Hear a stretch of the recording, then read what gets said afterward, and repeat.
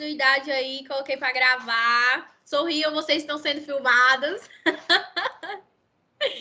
Vamos lá, minha gente. Tá dando para visualizar o slide direitinho? Sim.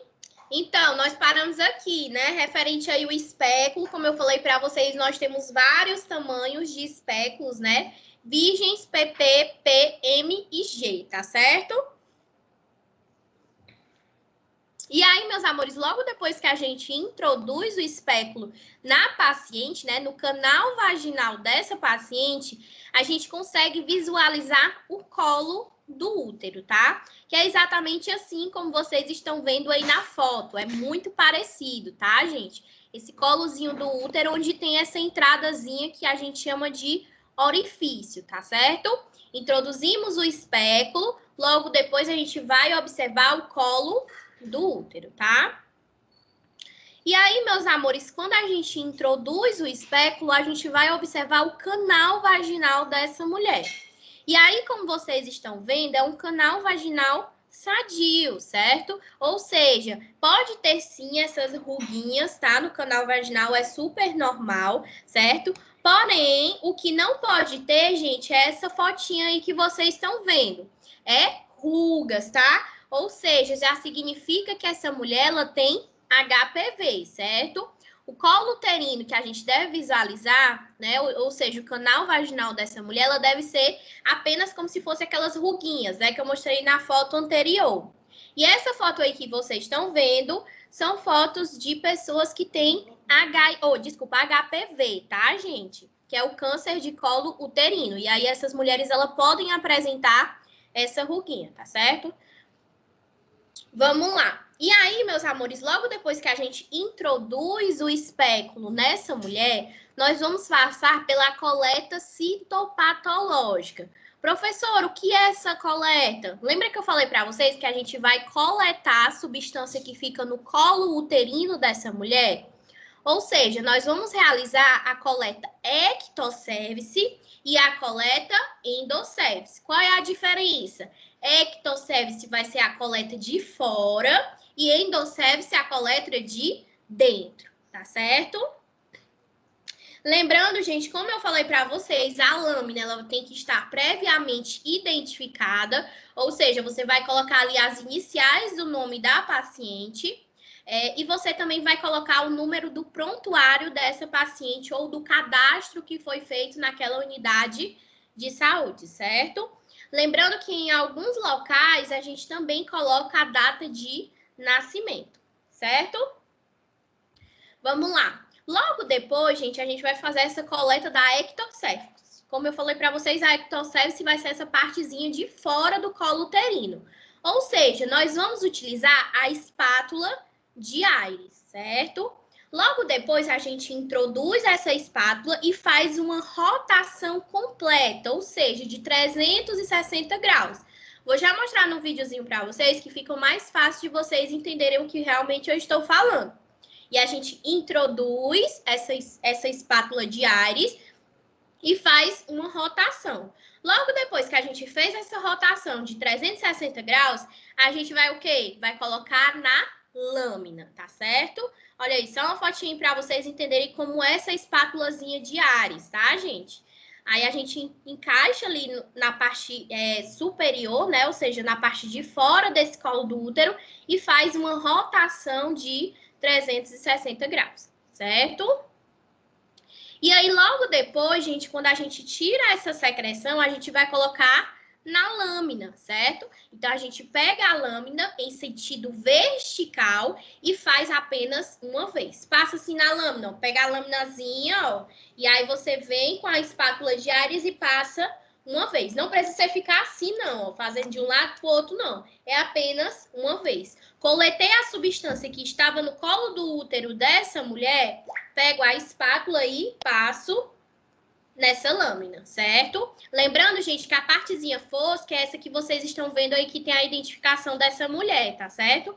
Deve-se haver essa identificação, porque senão vai misturar todas as amostras. E aí você vai lá com lápis e coloca a identificação dessa mulher, certo? Que normalmente vai ser as iniciais o número do prontuário e em alguns locais pedem para colocar a data de nascimento dessa mulher.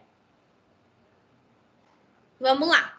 Logo depois, gente, que nós realizamos essa coleta da ectocervice, que é a parte de fora, a gente vai realizar a coleta da endocervice, ou seja, endo já dá para a gente imaginar que é a coleta de dentro do colo do útero. Então, por isso, a gente precisa utilizar essa escovinha, né, que a gente chama escova endocervical, certo? Depois que a gente introduz essa escovinha logo no orifício, lembra que eu mostrei para vocês que no colo do útero nós temos o orifíciozinho? Pronto, essa escovinha ela vai entrar nesse orifício, porque eu preciso coletar essa amostra de dentro do colo do útero. Então, eu vou lá com a minha escovinha e aí eu falo para essa mulher que ela pode sentir um leve desconforto, né? Como se fosse uma leve cólica, e que é normal que ela sinta nessa coleta, tá certo? E aí você introduz essa escova e faz uma rotação também de 360 graus, certo? Só que a diferença, por quê? Porque na espátula de Ares, a sua coleta ela vai ser fora do colo uterino. Já nessa escovinha, ela vai ser dentro do colo uterino. Você introduz no orifício e faz a rotação de 360 graus, certo? Olha aí, ó, coloquei para vocês uma fotinha que fica mais fácil que vocês entendam, né? Tem esse orifíciozinho e aí a gente introduz essa escova e faz uma rotação de 360, certo? E aí, logo depois, gente, nós vamos precisar colocar essa amostra na lâmina, não é verdade? Lembra que eu falei para vocês que a gente também precisa colocar a coleta que a gente fez da ectocervice, ou seja, da parte de fora desse colo do útero. Então, a gente vai colocar primeiramente da ectocervice, né? Pegar a espátulazinha e, como eu falei para vocês, dar somente uma vez, né? Passa somente uma vez na lâmina. Por isso que precisa ser uma quantidade boa, porque se você colocar em pouca quantidade a amostra, muitas vezes ela não vai ser eficaz e aí vai precisar fazer uma nova coleta, tá certo? Então, a primeira coleta que você faz, você coloca ali mais próximo daquela partezinha fosca. Da metade para lá, você vai fazer o esfregaço. Lembra que eu falei para vocês que na partezinha que a gente faz a coleta da ectocervice no sentido vertical? Já na endocervice, gente, o sentido vai ser horizontal. É como se eu estivesse fazendo o esfregaço. Eu vou pegar a escovinha e vou fazer uma rotação nessa escova. Eu só preciso fazer uma vez, tá? E aí eu venho, ó, como se eu estivesse depositando esse conteúdo que eu vou coletar ali no colo do útero, tá certo? Inclusive, gente, eu vou fazer depois uma aula na prática para que vocês entendam realmente como é que acontece essa coleta, tá certo? E aí, diferente da ectocervice, na endocervice a gente faz no sentido horizontal. Na ectocervice é no sentido vertical, né? Ou seja, eu vou fazer assim, ó, de cima para baixo. Já nesse esfregaço da endocervice vai ser sentido horizontal, ou seja, do lado para o outro. Tá bom, gente? Deu para entender mais ou menos? E aí você vai girando essa escovinha em um sentido único, tá? Não é girou e voltou, não, certo? É somente um sentido único, como se você estivesse depositando essa amostra na lâmina. Ok, meus amores? Deu para entender direitinho? Show, vamos lá. Então, vocês estão vendo que é como se fosse um processo, né, gente? Realmente acontece aí um processo nesse exame de prevenção. E aí, nós vamos realizar essa coleta, né, da amostra, primeiramente, realizar a coleta ectocervice e a coleta endocervice. E logo depois, gente, lembra que eu falei para vocês que nós vamos utilizar 2 tipos de substâncias? Então, essa substância tanto vai ser o ácido acético como o Lugol. São as 2 substâncias que a gente utiliza também para detectar alguma lesão no colo uterino, certo? Então, nós temos aí, primeiramente, o ácido acético, que vai ser essa substância transparente, certo? Já no Lugol, gente, vai ser uma substância mais escura, como se fosse um vermelho bem fechado, mais para o marrom, tá? E aí, o que é que acontece? Primeiro, a gente vai colocar o ácido acético no colo do útero dessa paciente. E aí, a gente vai observar se tem alguma lesão. Professora, como é que eu consigo observar? Vocês estão vendo aí na foto que eu coloquei uma alteração, né? Ou seja, vai ficar uma areazinha mais esbranquiçada. Essa área esbranquiçada significa o quê? Que a pessoa ela pode estar com alguma inflamação, ela pode estar com ectopia, né? Que no caso é a famosa raladura no útero, certo? E essa pessoa ela também pode estar apresentando um HPV, tá? Então, por isso que há necessidade, além da gente colocar esse ácido acético e o Lugol, há necessidade que a gente também faça a coleta, né, dessa secreção aí que fica no colo do útero, justamente para detectar se há alguma célula cancerígena, certo? Show! E aí vocês estão vendo, gente, que nós também utilizamos o Lugol, né, que é essa substância aí mais escura, como se fosse um vermelho, mais pro vinho, né, sei lá, pro marrom, enfim. O correto, gente, é quando a gente coloca esse Lugol, o colo do útero ele deve ficar todo coradinho, certo? Ou seja, todo avermelhado. Se ficar alguma parte amarela, significa que esse colo do útero ele tem alguma lesão, tá? Então, você vai precisar realmente observar quando se coloca o Lugol, tá? Olha aí, ó, mostrei para vocês uma fotinha que dá para ver melhor, né? Esse colo do útero com alguma alteração, que a gente chama de teste de Shirley, tá? Ele é muito conhecido como teste de Shirley. E quando esse teste de Shirley dá positivo, significa que essa mulher está apresentando alguma lesão no colo uterino. Certo, gente? Vão colocando aí as dúvidas de vocês, tá? Que eu vou já responder. Show, vamos lá. E aí, gente, coloquei também alterações do ácido acético, tá?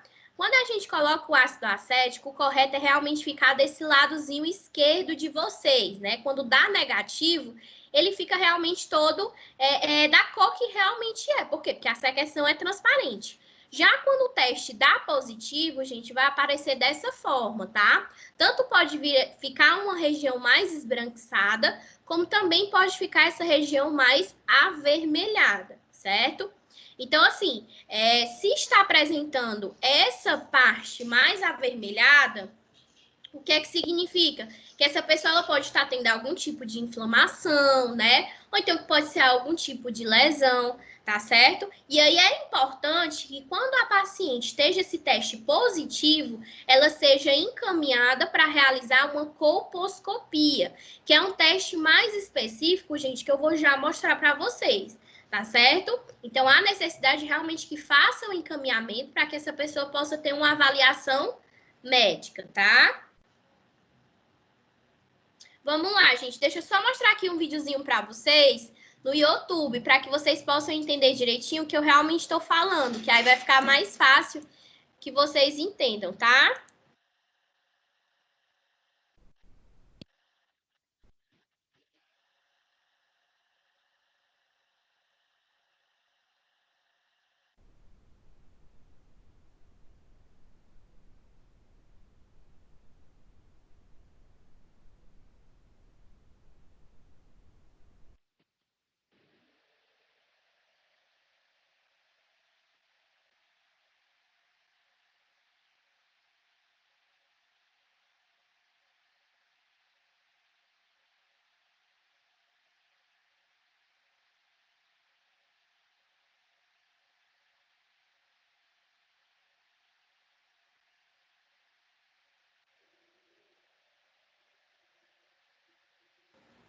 Gente, só um minuto, tá? Tô tentando colocar aqui para vocês.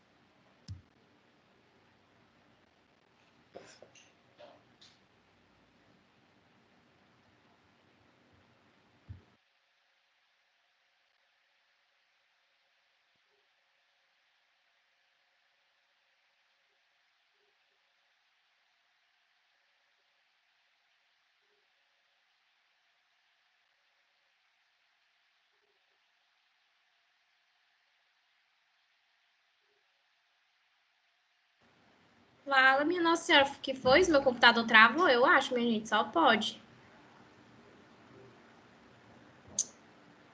Paciência, viu, meu povo? Vai dar certo.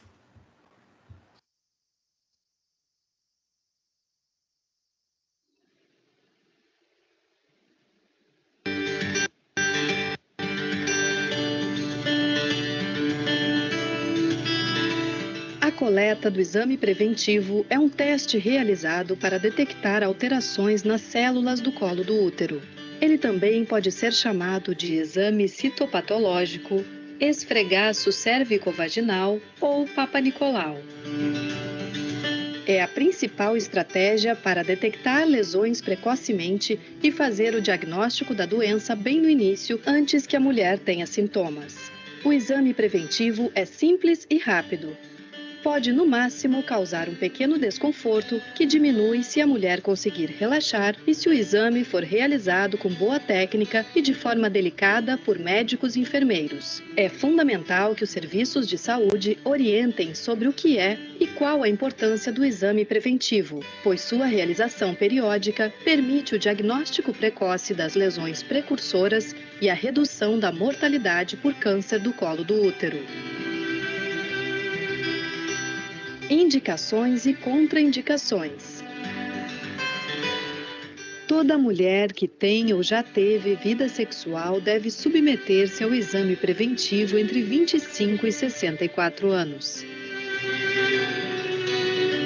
Não é recomendável fazer o exame antes dos 25 anos de idade, porque os danos decorrentes de um diagnóstico alterado neste período superam os possíveis benefícios. O mesmo se aplica a mulheres com mais de 64 anos sem história prévia de doença cervical.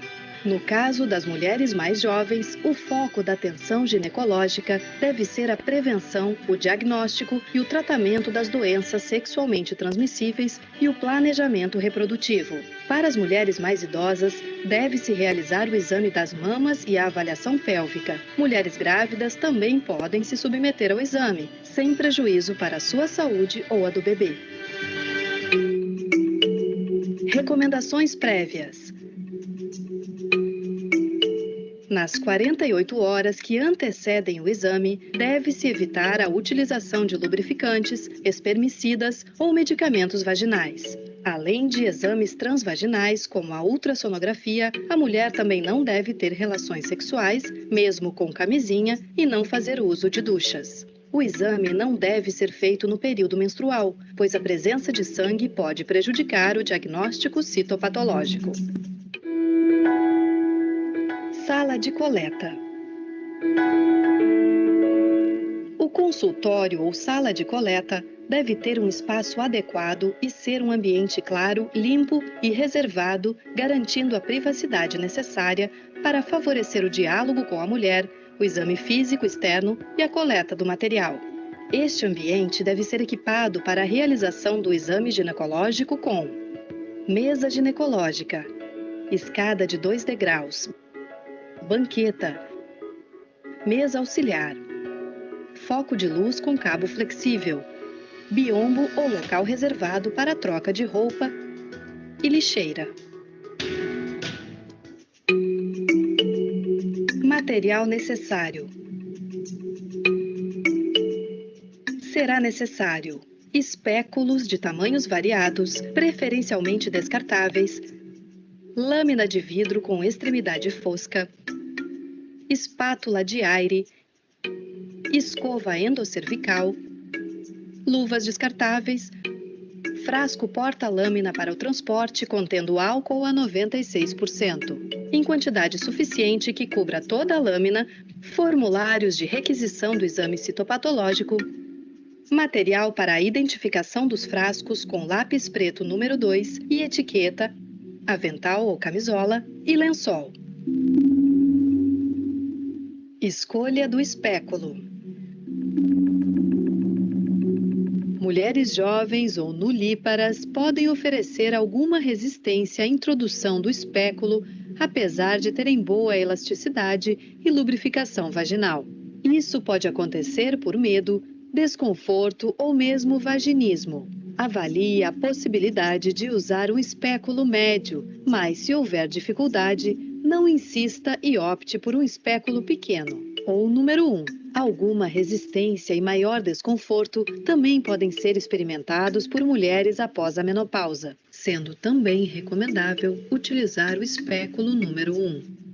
Mulheres em idade fértil e que já tenham tido partos vaginais tendem a receber bem o de tamanho médio, ou número 2. Algumas vezes será necessário utilizar um espéculo grande, número 3. Isso poderá ocorrer em mulheres obesas, em que a adiposidade da vulva prolonga o canal vaginal, impedindo a visão completa do colo uterino. Lembre-se que o espéculo maior pode causar mais desconforto e sua introdução deverá ser ainda mais cuidadosa. Identificação da lâmina. A lâmina de vidro deve estar identificada com as iniciais da mulher e o número do prontuário na unidade de saúde. Deve-se utilizar lápis preto número 2 e escrever na extremidade fosca da lâmina. Posicionamento da paciente.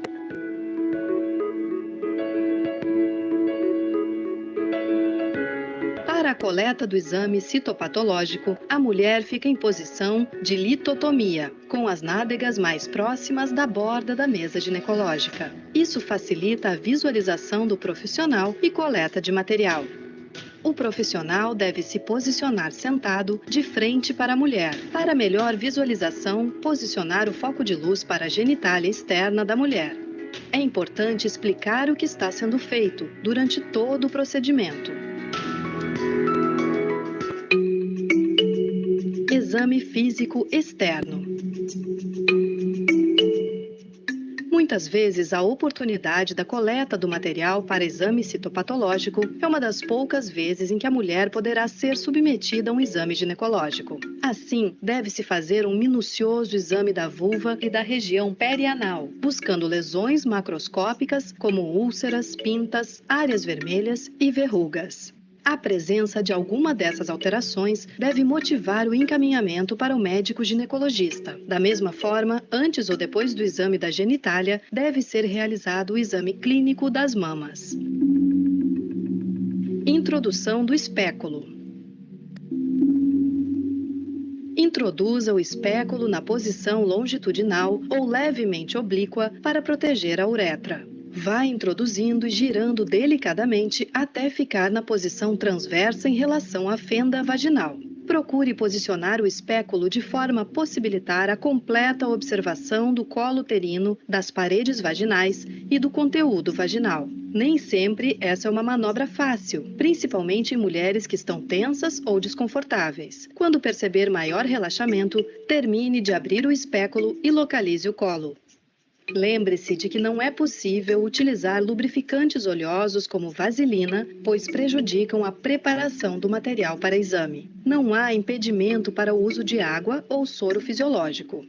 Mulheres após a menopausa podem apresentar intensa atrofia. A introdução do espéculo, mesmo de tamanho pequeno, pode ser traumática, causando lesões vulvares e vaginais que, além de dolorosas, poderão provocar sangramento e inutilizar o espécime obtido. Para estas mulheres, a recomendação das diretrizes brasileiras para o rastreamento do câncer do colo do útero é prescrever um preparo com estrogênios conjugados em baixa dose. A nova tentativa deverá ser feita entre 5 a 7 dias após a parada do uso. O aspecto do colo, das paredes vaginais e de seu conteúdo já podem indicar sua natureza, se normal ou patológico, sugestivo de uma colpite ou de uma vaginose bacteriana. Nos casos em que o conteúdo parece patológico e a queixa da mulher, o exame a fresco tem maior probabilidade de definir o diagnóstico e possibilitar o tratamento específico imediato. Nessa situação, a coleta do esfregaço cervical deve ser adiada, pois o processo inflamatório intenso pode prejudicar o diagnóstico e obrigar uma nova coleta. A coleta deve então ser programada para após o tratamento do processo inflamatório ou infeccioso. Coleta do esfregaço. Encaixe a espátula de aire com sua ponta mais longa no orifício externo do colo e gire 360 graus até que toda a região periorificial tenha sido raspada. A tensão aplicada deve ser tal que obtenha material celular e menos intensa do que provocaria algum sangramento. Se julgar que o material é insuficiente, repita o procedimento. Encoste a extremidade da espátula que contém o material obtido na área mais próxima da parte fosca da lâmina, que já deve estar identificada. Estenda o material em uma única passada, no sentido transversal à lâmina. Em seguida, avise a mulher que fará a coleta endocervical e que ela poderá sentir cólica, que cessará em seguida. Introduza a escova endocervical e realize 3 a 5 giros completos em toda a extensão do canal. O objetivo é que as cerdas penetrem as criptas endocervicais, obtendo uma boa quantidade de material celular. Com alguma frequência, pode haver um discreto sangramento. Relate esse fato no pedido de exame e lembre-se de informar a mulher que não se preocupe se perceber a saída de alguma secreção sanguinolenta. Procure cobrir o restante da lâmina de vidro com uma única passada, rolando as cerdas na superfície.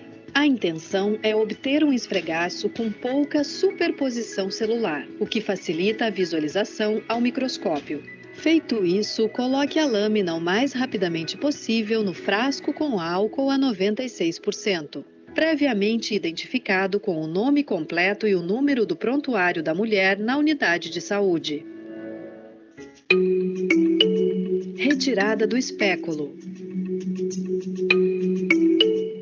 Após a coleta das amostras, tracionar delicadamente o espéculo e proceder seu fechamento. Retire o espéculo somente quando ele estiver completamente fechado. Preenchimento do pedido. O pedido é parte fundamental do exame, pois, além de identificar adequadamente a mulher, assegurando sua busca no caso de resultado alterado, também fornece importantes informações para o citotécnico e citopatologista acerca das condições de saúde da mulher, evitando má interpretação de algum achado. Isso pode ocorrer com alguma frequência na presença de atrofia, processos inflamatórios ou após radioterapia. A informação de rastreamento prévio e o motivo do exame, se para rastreamento, segmento ou após tratamento, também auxilia o profissional na interpretação dos achados, fornecendo um resultado mais próximo da realidade. Lembre-se de utilizar o lápis preto, pois espécimes e pedidos costumam ser transportados juntos e, se houver vazamento de álcool, as informações não serão borradas. Orientações finais, resultados e condutas. O material coletado será analisado em laboratório especializado. É importante dizer que, mesmo que não se tenha observado nenhuma alteração visual, não significa que não pode haver uma lesão microscópica que vai aparecer na análise de laboratório. Assim, é fundamental que a mulher retorne na unidade na data agendada para saber o resultado. Também é importante dizer que comunique qualquer mudança de endereço e telefone, caso seja necessário entrar em contato. Essas informações buscam evitar que mulheres com exames alterados se percam, deixem de confirmar o diagnóstico e recebam o tratamento adequado no caso de câncer do colo do útero. Se o exame citopatológico for negativo, a mulher deve realizar um novo exame em 1 ano. Após 2 anos seguidos de resultados negativos, a mulher deverá repetir o exame a cada 3 anos. A repetição do exame em intervalos menores é desnecessária, onera o sistema de saúde e impede que outras mulheres com mais dificuldade de acesso tenham oportunidade de serem submetidas ao exame. Esperamos que essas informações e demonstrações tenham sido úteis. Boas práticas!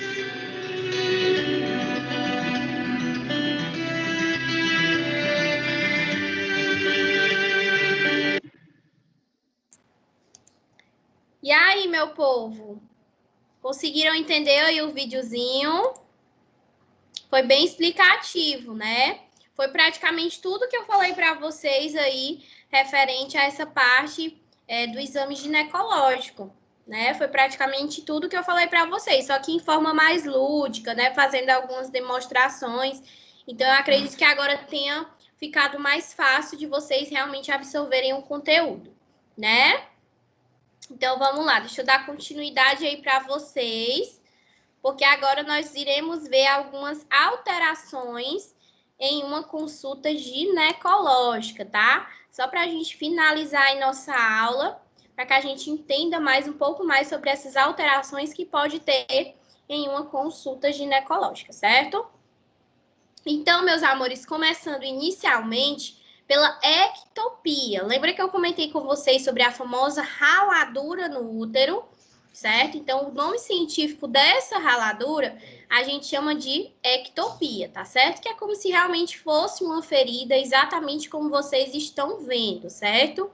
E aí, gente, essa ferida ela é causada por uma inflamação da região do colo do útero, tá? E aí nós temos como os principais sintomas o corrimento vaginal, que esse corrimento ele tanto pode ser de cor amarelada, como pode ser cor esbranquiçada, né? Ou então ele pode ser verde, tá certo? Então a mulher ela pode estar apresentando esse corrimento vaginal. Sem falar, gente, que nós temos também outros sintomas associados, né? Como cólica, desconforto na região pélvica. Principalmente as mulheres vêm relatando esse desconforto na hora das relações sexuais, tá certo? Muitas mulheres relatam esse desconforto na região pélvica, certo? E nós temos também a questão da coceira, né? A ardência a urinar também é um exemplo aí de sintomas que as mulheres que estão com essa ferida no colo do útero podem vir a apresentar, certo? Lembrando, gente, que grávida pode sim realizar o exame de prevenção, certo? E aí, o que é que acontece? Quando a gente se observa o colo do útero dessa mulher, pode ser que apareça essa ectopia, tá? É normal uma mulher grávida vir apresentar essa ectopia. Por quê? Porque ela está tendo uma mudança hormonal, certo? E aí, por conta dessa mudança, muitas mulheres no período de gravidez apresentam essa famosa raladura uterina. Professora, mas é normal? É, tá, gente? Então, até então, na gravidez é considerado normal. Porém, após essa mulher realizar, né, ter realmente o parto, né? E aí ela tem que retornar ao serviço para saber se já voltou ao normal, certo? E aí, gente, eu coloquei para vocês algumas causas, né, que pode estar causando essa ectopia. Então, nós temos aí a questão das alergias, a irritação a produtos, principalmente, gente, esses produtos que as mulheres gostam de utilizar ali para fazer a lavagem, né, da região íntima dessa mulher, ou seja, aquele sabonete íntimo que a mulher utiliza. Porém, gente, tem que ter muito cuidado com esses sabonetes íntimos, tá? Porque a mulher ela tem que ter o pH equilibrado. E aí, o que é que acontece? Tem alguns sabonetes íntimos, gente, que colocam um pH maior, justamente para que a mulher fique com uma sensação, digamos que o cheiro dessa vagina, ele sai mais por conta desse pH, que realmente vai fazer uma diferença muito grande na vagina dessa mulher. E aí ela vai ficar com menos odor ali na vagina. Aí tem mulher que acha, ai não, vou utilizar tal sabonete, porque esse sabonete aqui, ele realmente deixa meu chininho muito cheiroso. Né, minha gente? Tem mulher que tem esse pensamento. Não, vou utilizar esse sabonete porque o meu chininho vai ficar muito cheiroso, né? Mas não, tá, gente? Muito cuidado quando for utilizar esse sabonete. Porque tem alguns sabonetes que o pH é muito alto. E aí, o que é que acontece? Se esse pH ele for muito alto, ele vai ser prejudicial a essa mulher e pode causar essa ectopia, tá certo? Então, vocês aí, meninas, sempre quando forem comprar um sabonete íntimo, vejam logo o pH desse sabonete. Tem que ser ideal, ou seja, tem que ser 5, tá? O pH vaginal da mulher é 5. Se vocês verem lá, que é pH equilibrado, é porque esse pH tá igual a 5, certo? Então, vamos lá. Nós temos aí a questão das infecções, que pode causar essa ectopia na mulher, certo? E pode até causar da ação da mudança de hormônios, né? Ou seja, a mulher, gente, ela quando está tendo uma mudança hormonal, ela pode também vir a ter essa ectopia, que é a famosa raladura no útero, tá certo? Show! E aí até já perguntaram, né, nas outras perguntas aí antigas que eu vi que referente aí ao tratamento, né? Professora, como é o tratamento da raladura do útero? Então, nós temos aí, gente, primeiramente a cauterização, tá? Que é realmente tirar essa ferida do colo uterino. Então, esse é um dos tratamentos mais eficazes, principalmente quando já está em caso bem avançado. E aí a gente faz essa cauterização, tá? Nós temos também, né, o uso de remédios e algumas pomadas que ajudam a combater essa infecção, tá, gente? Então, vocês vão ver que vai depender muito de qual estágio vai estar essa ectopia, certo? Lembrando, gente, que essa ferida do útero, ela tem cura, mas se ela não for tratada, ela pode aumentar e até mesmo virar um câncer, tá certo? Então, há necessidade que essa mulher faça o tratamento o mais breve possível, que inclusive dá para ser diagnosticada, gente, através do exame de prevenção, né? Como eu mostrei para vocês, a gente vai fazer aquele testezinho lá do ácido acético e do Lugol. O que é que acontece? Quando essa mulher ela tem alguma alteração e a gente coloca esses dois tipos de substância no colo do útero da mulher, vai dar daquela forma que eu mostrei para vocês, né? Não vai corar aquela região que está com essa ferida, tá certo? E aí, a gente já pode iniciar o tratamento dessa mulher. Olha aí, gente, colocar uma ferida aí bem exposta, né? Para que vocês possam visualizar melhor como realmente fica essa ferida aí no colo do útero dessa mulher, tá, gente? E nós temos outro tipo de alteração que é referente ao HPV, tá, gente? O HPV ele é muito conhecido como câncer de colo uterino, né? Que significa esse HPV, humor papiloma vírus, tá? E aí, o que é que acontece, gente? Uma das maiores características desse HPV é exatamente essas verrugas que vocês estão vendo aí na telinha de vocês, tá? Então, vocês vão sim pegar alguns pacientes, né, que tem esse HPV, que inclusive o HPV é um tipo de IST, infecção sexualmente transmissível, né? Então, vamos supor que uma pessoa tem um contato sexual sem uso de preservativo. Se ela tiver HPV, provavelmente ela vai estar passando para aquele parceiro, tá certo? Então, o HPV é um exemplo de infecção sexualmente transmissível, certo? Então, a gente pode estar observando aí, nesse exame de prevenção, essas verrugas que vocês estão vendo aí na foto. E aí, gente, para que vocês entendam mais ou menos como é que funciona, né, esse câncer de colo uterino, botei uma evolução simples, né, mas que super eficaz, que a gente consegue entender como é que esse papilomavírus se desenvolve no epitélio cervical dessa mulher, né, ou seja, ali no colo uterino dessa mulher. E aí, o que é que acontece, gente? Aí vocês estão vendo a foto de um epitélio normal, certo? E aí nós temos aí a regressão, né, dessa doença, que é quando o papilomavírus ele vai entrar no epitélio, né, e vai realmente causar essa infecção na célula basal. Então, digamos que primeiramente ele vai entrar na célula, logo depois a célula vai ser infectada e ela vai começar a multiplicar. E aí, de 1 ano a 2 anos, as células já foram infectadas e elas já começam a sofrer alteração, tá certo? Então, por isso que a gente tem os graus, né? Primeiro grau, segundo grau, terceiro grau. Enfim, a evolução dessa doença, gente, ela tanto pode ser lenta como ela pode ser rápida. E aí, o que é que acontece? Em torno mais ou menos de 10 anos após a pessoa ser infectada pelo HPV, certo? O que é que pode gerar? As células malignas, tá certo? Então, o que é que acontece? As células malignas, gente, infelizmente, não é mais reversível, né? Ou seja, eu não posso mais realmente reverter e aí que vai gerar esse câncer de colo uterino, certo? Gente, deixa eu só desligar aqui o telefone, rapidinho. Piririm, piririm, piririm. Alguém ligou para mim. Desculpa, meu povo. Maria, está acontecendo de tudo, mas enfim, peço aí desculpa para vocês, tá? Até aqui tá dando para entender como é que tá funcionando aí. Câncer de colo uterino, vocês estão vendo que ele é bastante invasivo, né, gente? E aí, o que é que acontece? Vai ter ali, né, os estágios, E como vocês podem ver, muitas vezes após 10 anos já gera essa célula maligna, né? Que no caso vai ser o câncer, certo?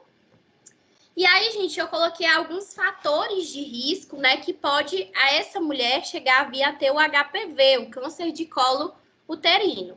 Então, primeiramente, nós temos aí a questão da infecção, né, pelo HPV, como eu falei para vocês, é se considerado uma infecção sexualmente transmissível através do contato sexual. Nós temos o início precoce da atividade sexual, né, aquela jovem que realmente iniciou ali com 12 anos de idade. Os múltiplos parceiros, né, gente, referente a essas profissionais do sexo, tá certo? Que tem múltiplos parceiros. O tabagismo, a baixa condição socioeconômica, a imunossupressão, que no caso são pessoas que têm a imunidade baixa, e a higiene íntima inadequada, certo? Então, basicamente, são esses os fatores de risco que realmente a pessoa pode desenvolver um câncer de colo uterino, certo? E aí, gente, lembra que eu falei para vocês que nós temos alguns exames complementares? Dentre eles, meus amores, nós temos aí a colposcopia, tá? Que é exatamente o que vocês estão vendo aí na telinha. É uma mulher que vai ficar nessa cadeira muito parecida com o exame ginecológico, porém nós vamos utilizar um colposcópio, certo? Ai, meu Deus. Peraí. Me dá que eu vai fazer. É da tua avó. E aí, gente, desculpa, tá? Perdão, mais uma vez. E aí, gente, esse colposcópio, né, como se fosse realmente um microscópio. E aí vai dar para identificar essa lesão bem próxima, tá? Então, a gente consegue ter uma visualização melhor dessa lesão. Ok, gente? É muito parecido aí com o exame preventivo, tá? Vamos utilizar o espéculo da mesma forma. Porém, a gente vai ter aí a utilização desse microscópio, certo? Enfim, meus amores, quero perguntas de vocês agora. Vamos lá que eu vou responder aí a perguntinha de vocês. Tem dúvidas?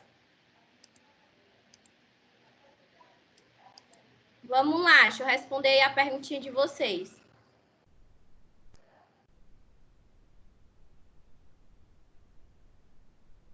Dá uma olhadinha aqui, vou voltar aqui nas perguntas, tá?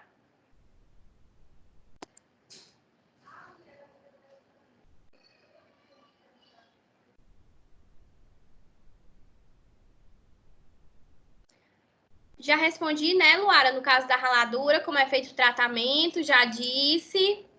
Vamos lá, Maria Eduarda está perguntando, prof, a mulher só pode fazer a partir dos 24 anos, mas se essa mulher não for mais virgem e sinta algo, pode realizar o exame? Depende do que ela está sentindo, tá?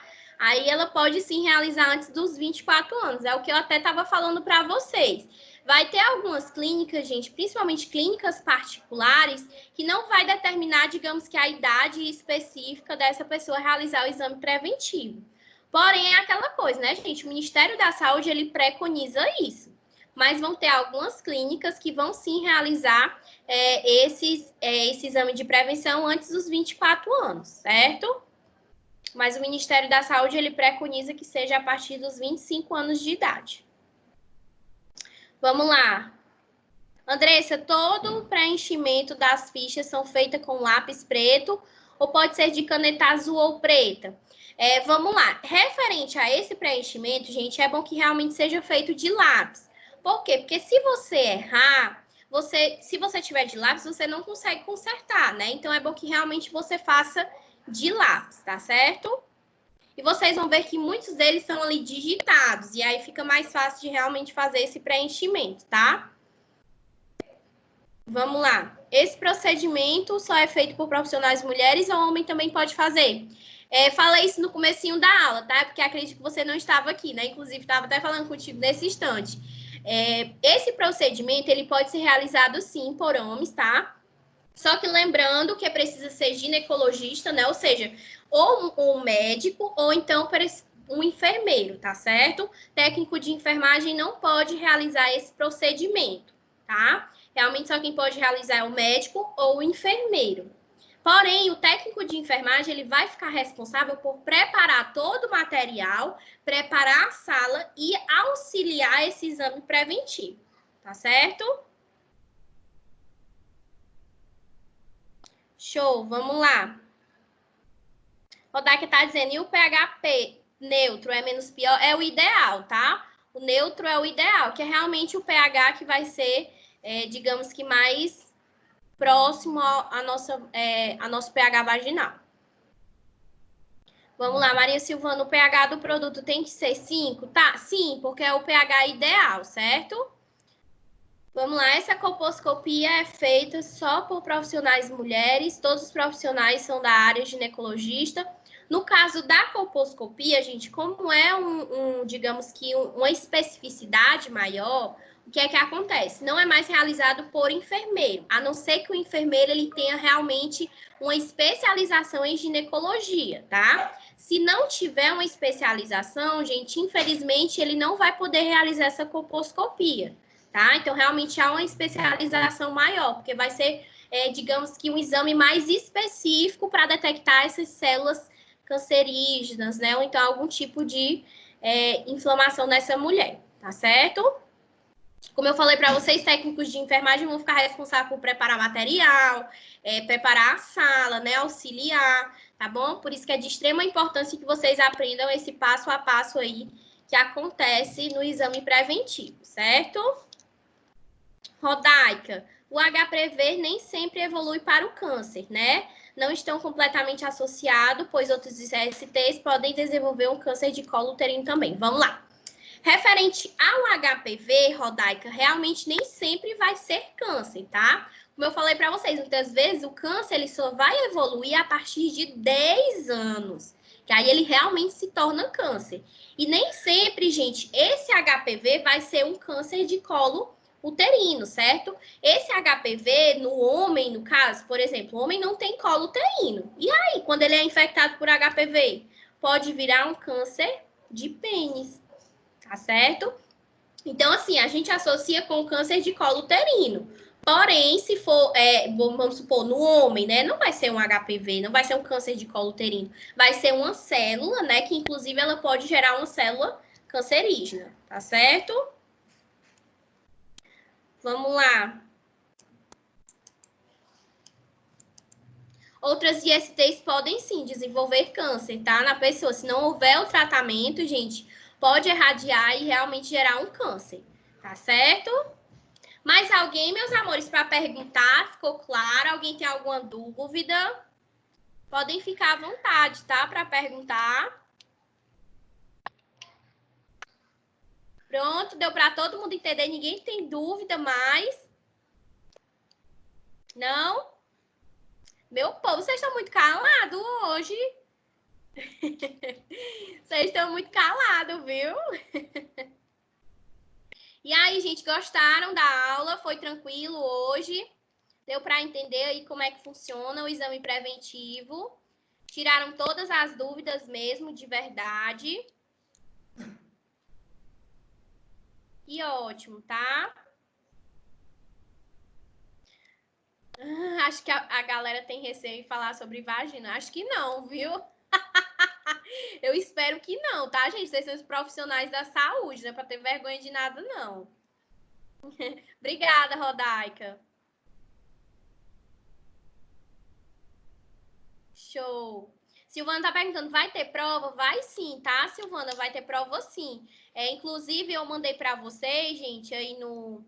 Se vocês derem uma olhadinha depois, nas mensagens que eu mandei no grupo geral, vocês vão ver que tem lá o cronograma dos meses de junho e julho, certo? E aí tem o dia da prova. Minha aula vai ser até o dia 3, tá certo? E logo depois vai ser a prova de vocês.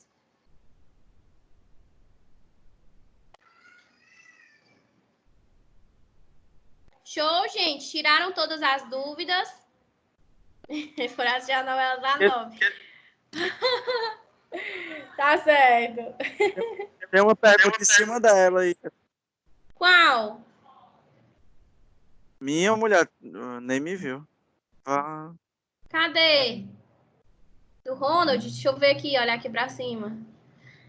Em cima da pergunta da... Ah, tá aqui, tô ouvindo. Por que o tabagismo influencia no HPV? Gente, vocês vão ver que o tabagismo ele vai estar associado a várias doenças, né? Inclusive a vários tipos de câncer. Então, assim, por conta de conter células cancerígenas, né, nesse tabagismo, né, nesse cigarro, a pessoa ela pode adquirir vários tipos de câncer, inclusive o HPV, tá certo? Que é o câncer de colo uterino. É por conta da composição do cigarro que ele vai ter composições que vai desenvolver uma célula cancerígena na pessoa, tá bom? Obrigado. De nada. Show, gente? Tudo ok? Ótimo, show de bola. Então, a Laura respondeu, né? Show. Então, tiraram todas as dúvidas mesmo, né, gente? Que bom, então. Fico feliz, tá? Qualquer dúvida que vocês tiverem, tiver vergonha, né, assim, mais íntima, pode falar comigo no WhatsApp que eu respondo para vocês, tá bom? Então, é isso, gente. Espero que vocês tenham gostado da aula. E até próxima sexta-feira, tá, gente? Não esqueçam de fazer o curso que eu passei para vocês, tá? Porque vocês só têm até o mês de julho, dia 3 de julho, para poder mandar esse curso certificado, certo? Então, show, meus amores. Ó, um beijão para vocês, tá? Tô morrendo de saudade. Tá ótimo, então. Gisele, linda, maravilhosa. Andressa, tchau, meu amor. Andressa, Oi? Andressa tem acesso? Andressa, eu não tô conseguindo entrar nesse curso, não. Fala comigo no WhatsApp, que aí eu te explico direitinho, tá certo? Tá Aí eu te certo. explico o que pode ser, tá? Andressa, como é que vai ficar as aulas práticas? Pronto, gente. Não sei se vocês deram uma olhada assim no calendário, tá? No calendário tem especificando aí para vocês quando é que nós temos realmente que retornar. De acordo com o conselho, gente, vai poder retornar no comecinho de agosto, né? Que inclusive vocês vão ter férias, uma mini férias, né? Porque não vai ser muito tempo. Mas enfim, vocês vão ter um tempozinho aí para descansar. E aí, logo depois, a gente retorna com as nossas aulas práticas do laboratório, nas sextas-feiras. E aí, vocês já vão dar início ao novo semestre, tá certo? Então, o nosso semestre, ele vai se encerrar dia 25, se eu não me engano. Depois dê uma olhadinha, porque eu tenho muita coisa aqui na minha cabeça, gente. Tô cheia de turma. Mas, enfim, depois vocês dêem uma olhadinha aí no cronograma que eu mandei para vocês. E vamos encerrar o semestre, aí vamos dar uma pausa, né? Que, inclusive, vocês vão ter alguns dias de férias. E logo depois a gente retorna. Provavelmente, quando a gente retornar, já seja nos laboratórios, tá certo? Então, a gente já vai voltar às aulas presenciais, mas tudo isso vai depender aí do Ministério da Educação, tá? Eles precisam realmente liberar para a gente retornar aí às nossas aulas, tá bom, gente? Estágio. Tá bom, André. Retornar os estágios, isso vai depender tudo da educação, tá, gente? Do Ministério da Educação, tá certo? Andresa, deu certo você pegar e ver o certificado que eu te enviei? Ah, sim, inclusive no comecinho da aula eu falei teu nome, viu? Porque eu falei o nome das pessoas que enviaram o certificado para mim, aí eu já falei teu nome, já recebi, tá certo? Então. Obrigado. Show. A Radarica tá falando, professora, eu tô com uma dúvida, mas não é sobre a aula, é uma receita da minha irmã. Tu me tira essa... Meu amor, fale comigo no WhatsApp, mande a receita para mim, que aí eu tiro essa sua dúvida, tá bom? Tá certo? Show, gente. Então, pronto, tiraram todas as dúvidas mesmo, de verdade. Então, assim, ó, segunda-feira, não sei se vocês já viram, mas vocês vão iniciar aí com uma nova professora, tá? Professora Márcia, de saúde mental, certo? Então, sejam receptivos, acolham ela. Oi? Professor homem. Professor homem? Gente, vai ter, tá? Vai ter professor homem, é porque agora tá um pouco mais difícil de encontrar professor para vocês, principalmente por conta dessa pandemia, né? E aí tá sendo um pouco difícil, mas a professora Márcia é excelente, vai dar aí a disciplina para vocês de saúde mental, certo? Ok, meus amores. Então, show. Para fazer seu Já curso. começa saúde mental e aí depois Qualquer coisa, vocês podem falar qualquer comigo, tá? Então, gente, ó, até próxima sexta. Um beijão para vocês, tá? Tchau, gente. Até mais.